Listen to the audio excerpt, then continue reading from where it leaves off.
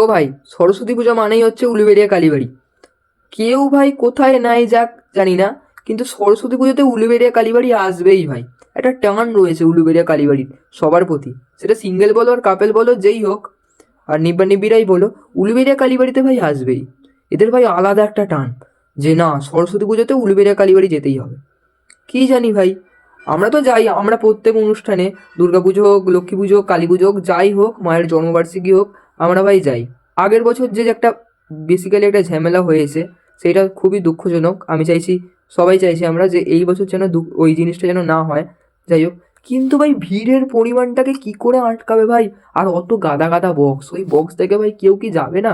সবাই নাচার জন্য ঢুকে যাচ্ছে, ছেলে বলো মেয়ে বলো সবাই। আর একটা জিনিস হচ্ছে, উলুবেড়িয়ার ছেলেপুলের থেকে বাইরের ছেলেমেয়েরা বেশি আসে উলুবেড়িয়া কালীবাড়িতে।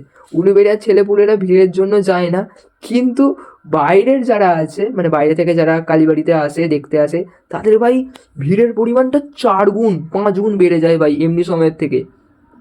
তাই সবাইকে বলছি, উলুবেড়িয়া কালীবাড়িতে কিন্তু আসতে ভুলবে না। প্রত্যেক বছর তো নাচ গান হচ্ছে, এবছরও হবে, কোনো চাপ নেই, উলুবেড়িয়া কালীবাড়িতে আসতেই হবে।